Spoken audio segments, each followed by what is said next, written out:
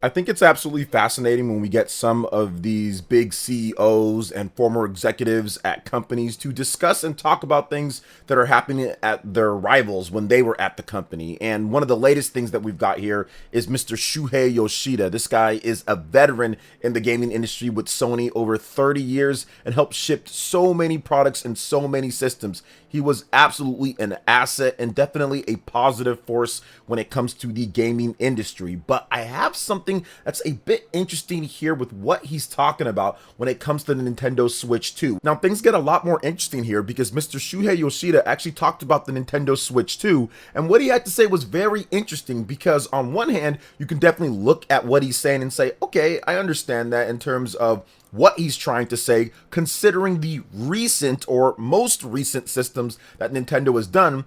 But at the other hand, you can look at it and say, well, wait a minute, hold up. This doesn't actually go over the full concept of what Nintendo has been about, and even the full core concept of what described the Nintendo Switch in the first place. So let's get into what Mr. Shuhei Yoshida had to say, and then of course we'll talk about it afterwards and kind of give the discussion back and forth, positive, negative. So essentially, Mr. Shuhei Yoshida talked about how he believes Nintendo is losing a bit of its unique identity, arguing that the primary focus of the Nintendo Switch 2 is to enhance the capabilities of the original Nintendo Switch, which is a common strategy adopted by many other companies, Microsoft, Sony, and various other companies that do make hardware. He states that this doesn't really set Nintendo apart and contributes to the perception of the company's identity being diluted. And he says, quote, because it's a better Switch, the core premise of the whole Switch 2 is, we made things better. And that's something other companies have been doing all the time. So this concept in terms of what he's saying, or this is what he's saying,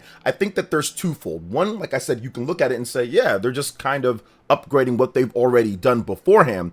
But the problem with this is that it kind of runs into a lot of different roadblocks when you truly start looking at it overall. So for example, let's start with the losing the identity of the company. And I do want to say, if you want to check out the full interview before we kind of get into this more, if you want to watch the full interview, I highly recommend checking out the full interview. I think it was great with Easy Allies and some of the other things, but we have to break down this because I do feel that when you start talking about losing the identity, that means that they never really did that before. You can't really lose the identity of something if it's a tactic that you've already used multiple times. Now, if Nintendo only did this one time or two times, I would understand. Yeah, maybe you're losing your identity, going from GameCube to Wii, from Wii to Wii U. Completely understand that. Or even from GBA to Nintendo DS. However, Nintendo's actually have this same strategy multiple times. Let me give you guys a couple examples. The NES, the Super NES. That was essentially just saying, hey, let's take this system, let's make it better, let's add some buttons, and let's do it. Like, that's pretty much what that was. Okay, then you go from the N64 to the GameCube. Essentially, the N64 was big, 3D, awesome, move around, analog stick, great. GameCube was the same exact thing. It's like an N64, but just much better. Better for third parties in terms of better for development, better frame rates, more power. That's essentially what the GameCube was, with a few wrinkles here and there, like all of these systems have. Mode 7, N64, multiple controller ports, whatever the case is. But essentially, N64 to GameCube was just a better, stronger N64. You look at the Game Boy to the Game Boy Color. If you want to separate those two, you can. If you don't, that's fine too. But the Game Boy Color is essentially a stronger Game Boy. And the Game Boy Color obviously added the nice color and everything. But hey, look, it's a stronger system. It has exclusives and it's a better Game Boy. And then the Game Boy Color to the GBA. That is just the Game Boy Color, but just better. It's more powerful. Little form factor change a bit in terms of the screen aspect ratio, but overall, it's still just a Game Boy Color, but better, more powerful. And yeah, that's really what it's about. Cool, awesome. Also, you look at the Nintendo DS to the 3DS. It's the DS, it's the dual screen. Oh, now we have an approach of some glassesless 3D that you can turn on and off, but it's really unstable, and we ended up taking it out anyway on multiple systems because it messes up your eyes. So Nintendo has had decades, dating all the way back to the early 90s, from the NES to the Super NES, of actually having an iterative system that is essentially the same thing, but more power. And we're really just going to take what we do really well and make it even better. But what you guys do really well, before we get into more of this, is making sure that you hit that subscribe button if you're someone new. So go ahead and hit that subscribe button, hit that like button, click that notification bell, and let me know what you think about the Nintendo Switch 2 and what it's done from the Switch 1. Now let's jump back into this, because I do think that at its core, he doesn't quite understand exactly what makes Nintendo Nintendo, because he feels that the core of them is simply doing these weird things and changes. The core of Nintendo, what makes them who they are and what they are, is their IPs. You can have the same system over and over. They've done that before in the past. But what sets Nintendo apart from every single other company is simply not just that. It's their IPs and it's their games. Without those games, them doing all these weird different things that they've done with the Wii and the Wii U, or even if they've done iterative systems multiple times, like I laid out here, from the NES to the Super NES, from the N64 to the GameCube, from the Game Boy to the Game Boy Color to the GBA, from the DS to the 3DS, it wouldn't really matter at all if it didn't have the incredible titles that set it apart. And that's what makes Nintendo special, and that's what always will make Nintendo special. Even if they made a carbon copy of the PlayStation 5 for this next system, they can set themselves apart with their software. And that's really what drives Nintendo to be different, to be unique, and to be Nintendo. Even if you look at the Nintendo Switch 2, if you're sitting here and you're saying that they're losing their identity, not really. Look at the lineup for first-party games for the first calendar year of the Nintendo Switch 2. Mario Kart World. That franchise started in 1992 with Mario Kart on the Super Nintendo. The Legend of Zelda Breath of the Wild and The Legend of Zelda Tears of the Kingdom coming as upgrades. That franchise started in 1986 with the NES. Look at Donkey Kong Bonanza on the Nintendo Switch 2. That franchise with Donkey Kong started in 1981. How about Metroid Prime 4 Beyond? That franchise started in 1986 with the NES. Look at Kirby and the Forgotten Land and Kirby Air Riders. The Kirby franchise started in 1992. The fact that Nintendo's still relying upon these franchises that are going 40 years old plus, that is what makes Nintendo Nintendo. The fact that they can have this type of lineup with these classic IPs and people are still hyped. You have old people, boomers, that are still hyped. You have young Gen Z that are hyped, that have learned it from their parents. That is the unique identity of Nintendo, and simply focusing on the hardware, and it's just better, and everybody else does that. What they're doing in terms of the unique and who they are is exactly what's happening right here with Mario Kart World, with The Legend of Zelda Breath of the Wild, Tears of the Kingdom, bringing those back, enhancing them, making them better. Donkey Kong Bonanza, Metroid Prime 4, Kirby, these are all classic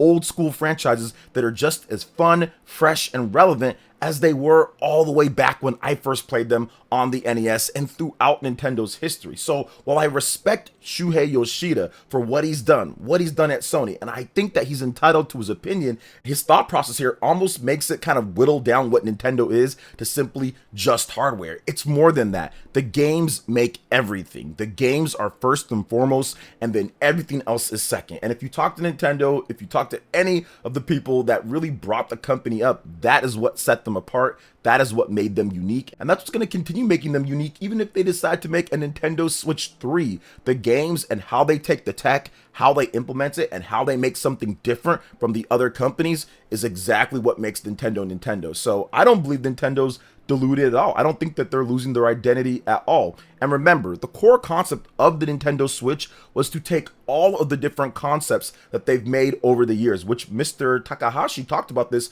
back in 2017 at the January 2017 presentation for the Nintendo Switch 1. He talked about how they took every single aspect from the NES all the way through, not just home consoles, but also portables, and created something like the Nintendo Switch. They talked about how the Wii U was a stepping stone. I think that Nintendo's essentially hit almost Super Saiyan 3 at this point, where they're reaching pretty much the perfect form in terms of what you can do with a system. Now you have stuff like mouse mode, or now you have different things like game share, catching up with some of the other stuff like game chat, and improving some of the social features. These are the things that people have been asking for and wanting for, on top of those huge IPs that are doing things completely different, like Donkey Kong Bonanza showing the true brute strength of Donkey Kong, or Mario Kart World going into an open world setting overall when it comes down to it. So to me, they're not losing the identity. I think things aren't being diluted, and Shuhei Yoshida might not necessarily understand exactly what makes Nintendo Nintendo and what keeps them to have their identity, because the fact that you're not talking about how the games are the core key concept, and you're talking about some of these other things, which he does talk about, in fairness, he does talk about that a little bit at the end of the day, but still, That is the nucleus of Nintendo. That's what makes them tick. And I personally feel that he's a little bit off base on what he has to say here. But that's my opinion. You guys can let me know what you guys think in the comment section. We are going to move on to the next topic, though. And we're going to be discussing what's going on with GameStop stores and the Nintendo Switch 2 and stock allocation. So apparently there's a rumor going on from Mr. Nintendo over on Twitter, and he states that, quote, according to some GameStop sources, most GameStop stores are expecting 100 Switch 2 consoles available at launch, but games and accessories will be extremely limited. So I do think that there's a little bit of perspective that I can add to this. When it comes to the Nintendo Switch 1, I remember GameStop stores had anywhere from about 20 to 40 units. I remember my brother specifically telling me that when he went to go pick up his system where he was at.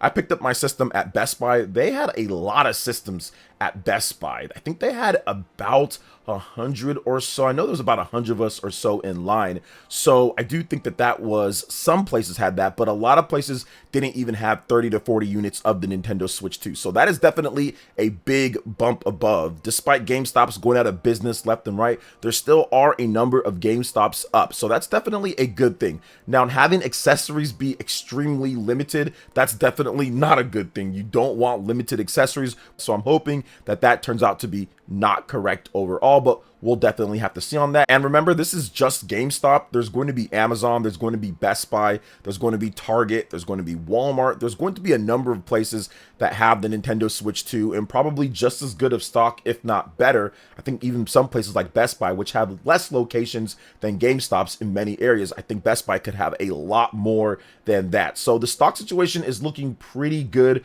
for right now, but we're gonna have to wait and see. June 5th is fast approaching. Nintendo still has not detailed pre-orders here in the US for the Nintendo Switch 2 or even Canada as well. We have the Mario Kart World Nintendo Direct that's going down on Thursday, so I do think that Nintendo could announce a new time after that direct, but once again, we're gonna have to wait and see on that. I'll keep you guys updated if we hear anything new overall. But now we're gonna get into the final topic here that ended up being some false information overall with the Nikkei and what they had to say with the Nintendo Switch 2 and tariffs taking a 145% hit, and they're really wrong. And I don't know why all these different places like My Nintendo News, Nintendo Everything, Go Nintendo, and all these different places picked up this, because I think the Nikkei is saying that there is something to where Nintendo has most of their systems that come from China, or they're being imported from China, when that's not the case at all. Most of the systems, even if you look at the official thing that Nintendo says on their website, it's from Vietnam. They had already set up and anticipated this and moved most of the production and supply over to Vietnam. So this whole thing with Nintendo Switch 2 in line for 145% tariff hit is just not accurate. It's not correct.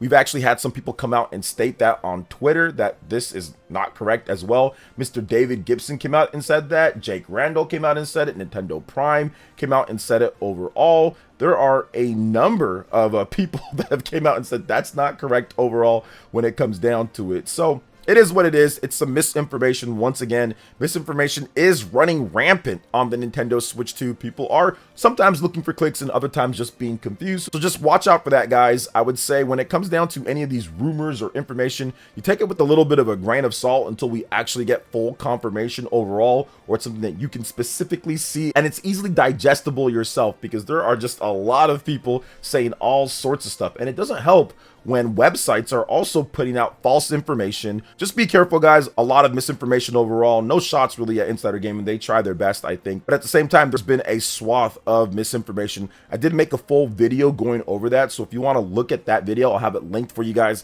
in the description as well. So what do you guys think overall when it comes to what Mr. Shuhei Yoshida had to say, in addition to all the other topics here with the Nintendo Switch 2? Let me know in the comment section below. All right, guys, that wraps it up for this video here. Thank you so much for watching. I do appreciate it. Please make sure you hit that like button, subscribe if you're someone new, click that notification bell, and check out my other Nintendo Switch 2 RPG content and more right here on screen. Like this video going over my top 25 upcoming Nintendo Switch 2 games. Thanks for watching. We'll catch you guys for the next one. Peace.